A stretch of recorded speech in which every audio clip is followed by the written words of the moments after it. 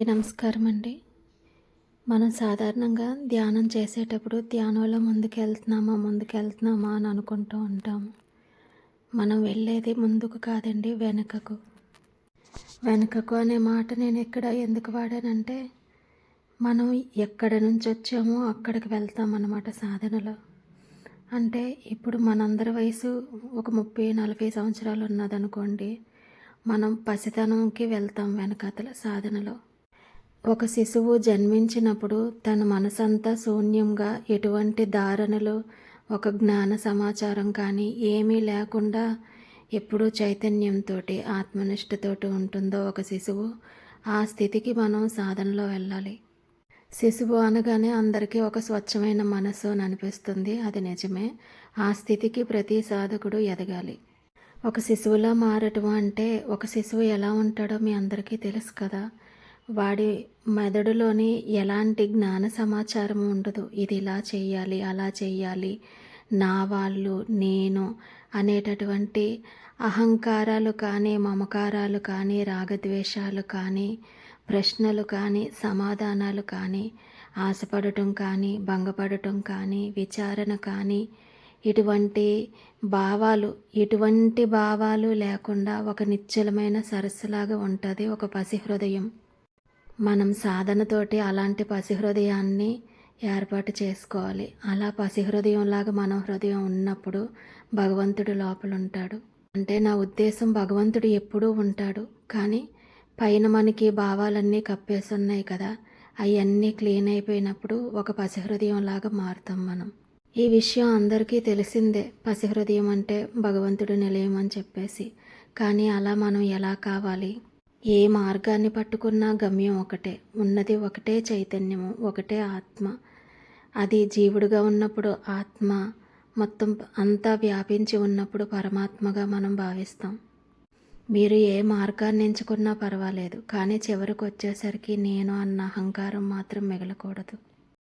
ప్రతిరోజు మనం చేసే విషయాల పట్ల పూర్తి గమనికతో ఉండాలి. నేను ప్రతి వీడియోలో కూడా ఎక్కువగా గమనిక గురించి మాట్లాడుతున్నాను. ఎందుకంటే గమనికే భగవంతుడు. గమనిక లేకుండా చేసే పొరపాట్ల వల్ల, మనం చూపించే అజాగ్రత్తల వల్ల సాధన కాస్త ఆలస్యం అవుతుంది. నేను చిన్న ఉదాహరణ చెప్తాను. ఉదయం లేచిన దగ్గర నుంచి పిల్లలకి, భర్తకి క్యారేజ్ కట్టే ఆడవాళ్ళకి ఇది బాగా తెలుస్తుంది. మొదట పని చాలా నెమ్మదిగా చేస్తాం. చివరి ఇంకా 5 నిమిషాలు ఉండేసరికి గబగబా హడావిడి పడతామండి. కానీ మొదటి నుంచే ఒక ప్లానింగ్తో ఉంటే చివరి వరకు ఒకేలా ఉంటుంది మనకి. చిన్న క్యారేజ్ కట్టే విషయంలోనే అంత ప్లానింగ్ అవసరమైనప్పుడు సాధన విషయంలో మనం చాలా జాగ్రత్తలు తీసుకోవాలి. మనం బద్ధకం వహిస్తున్నామా లేదా, నామం చేస్తున్నామా లేదా, ప్రతి విషయాన్ని కూడా సున్నితంగా గమనిస్తూ ఉండాలి. ప్రతి ఆలోచనని, ప్రతి భావాన్ని గమనిస్తూ ఉండాలి. ఆలోచన వెనకాతలు వెళ్ళిపోకుండా ఇది ఎవరికి కలిగింది, ఏంటి, మన ఆలోచనలు ఎంత పరిధిలో ఉన్నాయి, కోరికలు ఎంత పరిధిలో ఉన్నాయి, ఇది అత్యవసరమైన కోరిక లేకపోతే ఆడంబరానికి పోతున్నామా, నిరాడంబరంగా జీవిస్తున్నామా, ఆడంబరంగా జీవిస్తున్నామా, అత్యవసరమైనవి ఏంటి, అనవసరమైనవి ఏంటి, ప్రతిదానికి కూడా మనకి ఒక క్లారిటీ ఉండాలి. ముఖ్యంగా సాధనకు సంబంధించి కొన్ని జాగ్రత్తలు తీసుకోవాలి. అసలు ఎప్పుడూ కూడా మన సాధనకి కానీ, వైరాగ్యానికి కానీ మనం ప్రచారం ఉండకూడదు. అంటే మనం ధ్యానం చేస్తున్నామని ఎదుటి వాళ్ళకి చెప్పనవసరం లేదు. మనకి వైరాగ్యం ఉన్నా కూడా అది ఎదుటి వ్యక్తికి కనిపించకూడదు. ఏది ఉన్నా కూడా అంతరంగంలో మౌనంగా ఉండాలి. అది బహిర్గతం చేయకూడదు. నేను ఇన్ని గంటలు సాధన చేస్తున్నాను, నామం చేస్తున్నాను, ఇలా ఉన్నాను, అలా ఉన్నాను అని బయటికి ఏమైనా చెబితే దానివల్ల మీ సాధనకు చాలా రకాలైన ఆటంకం వస్తుంది. అదేవిధంగా సాధనలో వైరాగ్యం కూడా సహజంగా కలుగుతుంది. వైరాగ్యం వచ్చినప్పుడు కూడా అది బహిర్గతం చేయటం వల్ల ఇంట్లో వాళ్ళ వల్ల, బయట వాళ్ళ వల్ల చాలా ఎక్కువగా సమస్యలు వస్తాయి. వైరాగ్యాన్ని ఎప్పుడూ కూడా గుట్టుగా ఉంచుకోవాలి హృదయంలోనే. కుటుంబం మొత్తం సాధనలో ఉండి ఒకరికొకరు సహకరించుకుంటున్నప్పుడు వైరాగ్యం వచ్చినా, ఎటువంటి వచ్చినా కూడా ఇబ్బంది ఉండదు. కానీ ఒకరు సాధనలో ఉండి ఒకరు భౌతికంగా ఉన్నప్పుడు మీకు అనేక రకాలైన సమస్యలు వస్తూ ఉంటాయి. ఆ సమస్యల వల్ల చాలా ఆటంకాలు వచ్చి సాధనలో వెనకబడిపోతుంటారు. కొంత గ్యాప్ వచ్చేస్తూ ఉంటుంది. మళ్ళీ మొదటికి వెళ్ళటానికి కష్టమవుతుంది. అందుకని ఎప్పుడూ కూడా మనం ఇక్కడ భౌతికంగా చెప్పుకునే గొప్పలలాగా సాధనలో కూడా చాలామంది చెప్పుకుంటూ ఉంటారు. అస్సలు అలా చెప్పుకోవలసిన అవసరం ఏ విధంగానూ లేదు. మీకు నేను చిన్న ఉదాహరణ చెప్తాను. ఒకరోజు నేను మా పుట్టింట్లో కూర్చొని ధ్యానం చేసుకుంటున్నాను. చుట్టుపక్కల వాళ్ళందరికీ నేను ధ్యానం చేసుకుంటానని తెలుసు. అయితే ఒక రూమ్లోకి వెళ్ళి తలుపు వేసుకొని ధ్యానంలో కూర్చున్నాను. ధ్యానంలో వచ్చే సందేహాల గురించి అడగటానికని నాకన్నా వయసులో 20 సంవత్సరాలు పెద్ద ఆవిడ, ఒక ముసలామె మా ఇంటికి వచ్చింది. ఆమె మనసులో చాలా రకాలుగా బాధలతోటి దిగులతోటి ఉంది. ఆమె మా మదర్ని అడిగింది నేను ఎక్కడున్నానని చెప్పి. రూమ్లో కూర్చొని ధ్యానం చేసుకుంటున్నానని చెప్పారు. ఆమె నెమ్మదిగా తలుపు తోసుకొని వచ్చి ఏం చేసిందంటే, మీ అందరికీ చాలా నవ్వుగా ఉంటుంది, ఆమె మనసులో ఏం కోరికలు ఉన్నాయో నా చెవిలో చదివేసి వెళ్ళిపోయింది. ఏంటంటే, మా అబ్బాయికి పెళ్ళై 10 సంవత్సరాలు అయింది, పిల్లలు పుట్టలేదు, మా అమ్మాయికి ఈ రకంగా ఉంది, నువ్వు ధ్యానంలోని ఆలోచన రహిత స్థితికి వెళ్ళినప్పుడు నా గురించి ఒకసారి భగవంతుడికి చెప్పు అని చెవిలో చెప్పేసి తన పేరు చెప్పేసి కాముగా వెళ్ళిపోయింది. ఇది వినటానికి చాలా హాస్యాస్పదంగా ఉంది కదండి. కానీ గంటల తరబడి ధ్యానంలో కూర్చొని ఆలోచన రహిత స్థితిలో మనం ఉన్నప్పుడు ఒక మనిషి వచ్చి డిస్టర్బ్ చేస్తే ఏ విధంగా ఉంటుంది. కానీ వాళ్ళ అమాయకత్వమో తెలియదు, అజ్ఞానమో తెలియదు. అందుకే ఎప్పుడూ కూడా మన యొక్క భక్తి భగవంతుడికి మాత్రమే తెలియాలి, ప్రజలకి తెలియచేయనవసరం లేదు. భక్తి వైరాగ్యము ఏదైనా సరే, అదేవిధంగా వైరాగ్యం కూడా బయటకు వచ్చినప్పుడు చుట్టుపక్కల ఉన్న వాళ్ళు, సమాజంలో ఉన్న వాళ్ళు నానా రకాలుగా ఇబ్బంది పెడుతూ ఉంటారు మనల్ని చూసి. అలాంటి పరిస్థితులు నేను నా జీవితంలో చాలా సంవత్సరాలు ఎదుర్కొన్నాను. అలాంటివి మీరు ఎదుర్కోకూడదనేసి నేను ఇలాంటి చిన్న విషయాలు కూడా మీకు చెప్తున్నాను. సాధనలో ముందుకెళ్ళే కొద్దీ మనకి చాలా మంచి మంచి అనుభవాలు అయ్యి వస్తూ ఉంటాయి. ఎప్పుడు కూడా అనుభవాలను కూడా అందరితోటి షేర్ చేయటం అది కూడా చేయకుండా ఉంటే చాలా మంచిది. ఎందుకంటే మనం ఒక చిన్న దీపంగా ఉన్నప్పుడు చిన్న గాలి వేసినా కూడా అది ఆరిపోతుంది. అదే ఒక పెద్ద భోగిమంటగా ఉన్నప్పుడు పెద్ద తుఫాన్ లాంటిది వచ్చినా కూడా అది ఆరదనమాట. అంత స్థితికి మనం ఎదిగినప్పుడు మనల్ని ఎవరైనా పొగిడినా తిట్టినా మనలో అహంకారం ప్రవేశించదు. ఎందుకంటే ఆత్మనిష్ఠులుగా ఉంటాం కాబట్టి పొగడతలకి పొంగిపోము, తిట్లకి కృంగిపోము. అప్పుడు ఎలాంటి ఇబ్బంది ఉండదు. ఆ స్థితి రాకముందే అది అసలు ఎలాంటి అనుభవమో మనకు ఒక క్లారిటీ ఉండదు. చిన్నది ఏదొచ్చినా కూడా పొంగిపోయి చెప్పేయటము, అహంకారానికి లోనవటము, ఇలాంటివి ఎన్నో జరుగుతూ ఉంటాయి. అనేక రకాలుగా మనకి ప్రకృతి పరీక్ష పెడుతూ ఉంటుంది. మనం చాలా సూక్ష్మమైన గమనికతో ప్రతి విషయాన్ని ఎదుర్కొంటూ ముందుకు వెళ్తూ ఉండాలి. ఎందుకంటే తీవ్రమైన తపన మనలో ఉండాలి. మనకు మనమే ప్రేరణ చేసుకుంటూ ఉండాలి. ప్రతిరోజు భగవంతుడిని ప్రార్థిస్తూ ఉండాలి. మొదటంతా ప్రార్థించేవాడు ఉంటాడు, ప్రార్థింపబడేవాడు ఉంటాడు. తర్వాత ఇంకా రెండు ఉండవు, ఒకటిగా మిగిలిపోతాం. అప్పుడు మనలో ఏ విధంగానూ అహంకారం ప్రవేశించకుండా మనం ప్రతి నిమిషం సూక్ష్మమైన గమనికతో ఉండాలి. ఏ చిన్న పొరపాటు జరిగినా కూడా మనం కిందకు వచ్చేస్తాం మళ్ళీ. అహంకారం పలు రూపాలలో ఉంటుందండి. సత్యం ఒక్కటే. కానీ అహంకారం మాత్రం మనం ఒక తలుపు మూస్తే ఇంకో తలుపు గుండా వస్తుంది, ఒక తలుపు మూస్తే ఇంకో తలుపు గుండా వస్తుంది. మనం ఎన్ని తలుపులు మూసినా అది ఇంకా సూక్ష్మంగా లేస్తానే ఉంటుంది అనమాట. అది పూర్తిగా బూడిదైపోవాలి.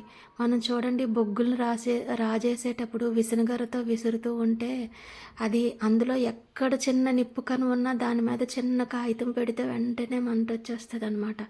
అంత చిన్న నిప్పు కనుక కూడా లేకుండా అహంకారం మొత్తం బూడిదైపోవాలి. అప్పటి వరకు మనం గుట్టుగా సాధన చేయాలి. సాధన గుట్టుగా ఉండాలి, వైరాగ్యం గుట్టుగా ఉండాలి. ఎందుకంటే కలిమాయ ప్రభావం చాలా ఎక్కువగా ఉంటుంది. మనం సూక్ష్మమైన గమనికతోటి ఉండాలి. మన యొక్క సొంత ప్రయత్నం ఉండాలి, భగవంతుడి అనుగ్రహం ఉండాలి, గురువు అనుగ్రహం ఉండాలి. అన్ని రకాలుగా కూడా జాగ్రత్తలు తీసుకోవాలి. మీకు మనం సాధనలో అహంకారానికి ఎంత సూక్ష్మమైన గమనిక ఉన్నా కూడా అహంకారం ఎలా వస్తుంది అన్న దానికి మీకు చిన్న కథ చెప్తాను నేను. ఒక ఊరిలో ఉపాధ్యాయ వృత్తిలో ఉన్న ఒక మాస్టారు ఒక 3 కిలోమీటర్లు నడుచుకొని దూరంగా ఉన్న గుడికి ప్రతిరోజు వెళ్ళేవాడు. వెళ్ళి అక్కడ గుడి దగ్గర దేవుడికి దండం పెట్టుకొని అక్కడ కాసేపు ధ్యానం చేసుకొని రోజు ఇంటికి వచ్చేవాడు. అలా వస్తూ ఉంటే ఎవరో ఒకళ్ళిద్దరు కనిపించి అతన్ని ఆపేవాళ్ళు అనమాట. అతను శుభ్రంగా ధ్యానం చేసుకొని ప్రతిరోజు మౌనంగా ఇంటికి వచ్చేసేవాడు. ఒకరోజు ఎవరో ఒక ముసలాయన, అతని భార్య ముసలవ్వ ఇద్దరూ కలిపి భగవంతుడి గురించి ఏదో సంభాషణ కదిలింది. కదలగానే ఇతనికి తెలిసిన జ్ఞానాన్ని అనర్గళంగా మాట్లాడతాడు అతను. మాట్లాడిన వెంటనే వాళ్ళు ఎంతో ఆనంద బాష్పాలు కార్చుతారనమాట. కార్చగానే అబ్బా వీళ్ళకి భగవంతుడి జ్ఞానాన్ని పంచటం వల్ల వీళ్ళెంతో తన్మయత్వం పొందారు అని చెప్పేసి అనుకొని ఆ మాస్టారు చాలా ఆనందంతో ఇంటికి వెళ్ళిపోతాడు. ఇంటికి వెళ్ళిపోతే మళ్ళీ మన్నాడు ఆ మాస్టారు గుడికొస్తాడు, ఆ వృద్ధ దంపతులు కూడా గుడికొస్తారు. వచ్చినప్పుడు పళ్ళు కాయలు పట్టుకొని వస్తారు. దేవుడికి కాకుండా ఈ మాస్టారుకు కూడా తెస్తాడనమాట. తెస్తే అప్పుడు ఇతను మళ్ళీ భగవంతుడి గురించి చెప్పడం మొదలు పెడతాడు. చెప్పే కాళ్ళు పొంగిపోయి ఒక 2 పళ్ళు తీసి అతని చేతిలో పెడతారు. పెట్టగానే అతను పూర్తి గమనికతో ఉంటాడు. నాకేమీ వద్దండి, నాకు తెలిసింది నేను చెప్పానని నమస్కారం పెట్టేసి వెళ్ళిపోతాడు. ఆ మన్నాడు మళ్ళీ ఇతను గుడికి వస్తాడు. వాళ్ళిద్దరితో పాటు ఇంకొక 4 వస్తారు. ఒక 6 వెంట పెట్టుకొని వస్తారనమాట. మొత్తం అంతా కలిపి అక్కడ ఒక సమావేశంలా కూర్చుంటారు. ఆ 6 చూసేసరికి ఇతను ఏం చేస్తాడంటే ప్రతిరోజు ఒక అరగంట ధ్యానం చేసుకునేవాడు కదా, ఆ ధ్యానం చేసుకోవటం మానేస్తాడు. వీళ్ళందరూ నా కోసం ఉంటున్నారు కదా, పాపం వాళ్ళకి ఇంటికి వెళ్ళటానికి లేట్ అయిపోద్ది, నేను ధ్యానం చేసే వరకు వాళ్ళు ఎదురు చూడలేరని చెప్పేసి అతను ధ్యానం చేయటం మానేసి వాళ్ళకి ఉపన్యాసం చెప్తాడనమాట. అలా అలా అలా కొద్ది రోజులకి ఆ ఊర్లో ఉన్న వాళ్ళందరికీ కూడా ఇతను ఉపన్యాసం చెప్తాడని తెలుస్తుంది అనమాట. చెప్తే అప్పుడు ఏమవుతుందంటే వచ్చేటప్పుడు వెళ్ళేటప్పుడు కూడా మార్గంలో ఎవరో ఒకరు ఇతను 3 కిలోమీటర్లు నడవకుండా బండి వాళ్ళ వాహనం మీద ఎక్కించుకొని ఇతను గుడి దాకా తీసుకొచ్చేవాళ్ళు అనమాట. గుడి దాకా తీసుకొస్తే కొద్ది రోజులకు అతను ఇంకా గుడిలో కూర్చొని ధ్యానం చేసే అలవాటుని పూర్తిగా మర్చిపోతాడు. ఇంకా కేవలం భగవంతుడికి దండం పెట్టుకొని ధ్యానం మానేసి వాళ్ళకు ఉపన్యాసం చెప్పేసి వెళ్ళిపోతూ ఉంటాడు. అలాగా ఎంతకాలం చేస్తాడంటే 2 సంవత్సరాలు ఉపన్యాసం చెప్తానే ఉంటాడనమాట. తర్వాత వాళ్ళందరికీ ఇంకా మొత్తం ప్రతిరోజు విని విని విని వాళ్ళందరూ వినేవాళ్ళే కానీ ఎవ్వరూ ఆచరించే వాళ్ళు ఉండరు. వాళ్ళకి ఇతని జ్ఞానం బోరు కొడుతుంది అనమాట. అప్పుడు వాళ్ళకి బోరు కొట్టి ఒక్కొక్కరుగా తగ్గిపోతారు. తగ్గిపోయిన తర్వాత ప్రతిరోజు ఎవరో ఒకరు బండి మీద ఎక్కించుకొని ఇతన్ని తీసుకొచ్చి దించేవాళ్ళు కదా, ఆ తీసుకొచ్చే వాళ్ళు కూడా తగ్గిపోతారనమాట. ఎందుకంటే వాళ్ళకి అలవాటు అయిపోయింది, విని విని విని ఇంకో కొత్త జ్ఞానాన్ని కోరుకుంటున్నారనమాట. ఇతను ఎప్పుడు భగవంతుడి గురించే కదా చెప్తారు, ఇంకా వాళ్ళు ఆగిపోతారు. ఆగిపోతే ఇతనికి 2 సంవత్సరాలు శరీరం సుఖపడిపోయింది. వాళ్ళ వాహనం వచ్చేయటం వల్ల ఇతని దగ్గర సొంత వాహనం కూడా లేదు, పేద పండితుడు అనమాట. అప్పుడు ఏం చేస్తాడంటే మళ్ళీ వెళ్ళి గుళ్ళో కూర్చుంటే ధ్యానంలో కూర్చుంటే ధ్యానం కుదరదు. ఈ 2 సంవత్సరాలు అతని సమయం ఎలా వృధా అయ్యిందో అదంతా గుర్తు చేసుకుంటాడనమాట. గుర్తు చేసుకుంటే కళ్ళమ్మట నీళ్ళు ఏకదాటిగా కారిపోతాయి. 2 సంవత్సరాల క్రితం నేను ఎలా ఉండేవాడిని, చక్కగా నా కాలుతోటి నేను ఏ బండి ఎక్కకుండా శుభ్రంగా వాకింగ్ చేసి వచ్చేవాడిని. నా శరీరానికి సుఖపెట్టకపోవడం వల్ల వ్యాయామం అయ్యేది. నా మనసు భగవంతుడి నామం జపిస్తూ గుడికొచ్చేది. వెళ్ళేటప్పుడు నామం చేసుకుంటూ గుడికి వెళ్ళేవాడిని. ఇక్కడ 1 గంట కూర్చొని ధ్యానం చేసుకునేవాడిని. అలాంటిది నాలో ఎలా మాయ ప్రవేశించింది, నేను అసలు ఎంత సూక్ష్మమైన ఎరుకని ఎలాగ మిస్ అయిపోయానో అని చెప్పి తనలో తాను చాలా బాధపడతాడనమాట. బాధపడినా కూడా 2 సంవత్సరాల కాలాన్ని మళ్ళీ వెనక్కి తీసుకురాగలడా? తీసుకురాలేడు. ప్రతి సాధకుడి పరిస్థితి కూడా ఇలాగే ఉంటుంది. 2 సంవత్సరాలంటే జీవితంలో ఎంత విలువైంది కదా అసలు. కానీ ప్రతి మనిషి ఎంత సమయాన్ని వృధా చేస్తున్నాడు అన్నది వాళ్ళ అంతరాత్మకే తెలుస్తుంది, ఇంకెవ్వరికీ తెలియదు. అందుకే తీవ్రమైన తపన అగ్నిజ్వాలలాగా రగులుతూ ఉండాలి హృదయంలో ఎప్పుడూ కూడా. అదేంటి, ఆత్మనిష్ఠులుగా మనం ఉండాలి.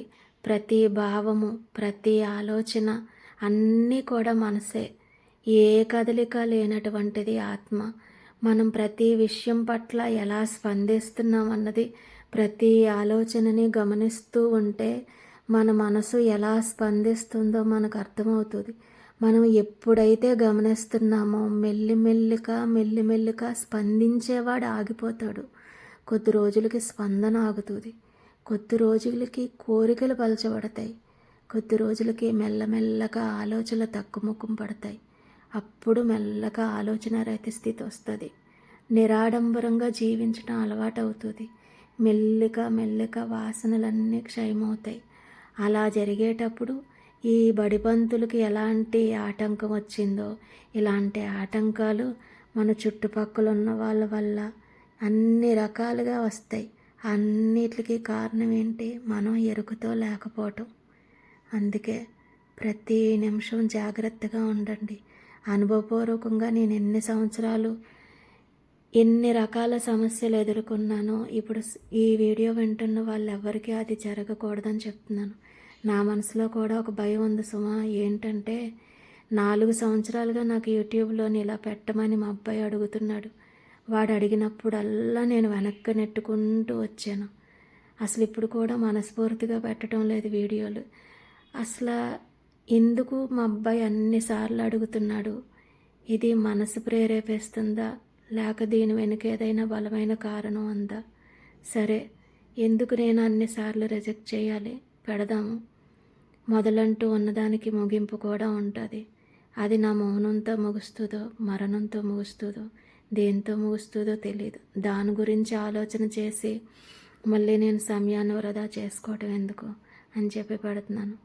ఇది భగవంతుడు అనుగ్రహమో మనసు ప్రేరణ అనేది నాకు తెలియదు. కానీ దాన్ని కూడా నేను ఆలోచించదలుచుకోలేదు. అందరూ జాగ్రత్తగా సూక్ష్మమైన ఎరుకుతోటి ప్రతి నిమిషము ప్రతి ఆలోచనని గమనించండి. ఎప్పటి వరకు ఆలోచిస్తారంటే ఆలోచించేవాడు ఒక బొగ్గు బూడిదైనట్టు బూడిదైపోయే వరకు. అప్పుడు మీరే ఆత్మనిష్టలుగా ఆత్మగా మిగిలిపోతారు. అరుణాచల శివ, అరుణాచల శివ, అరుణాచల శివ, అరుణాచల.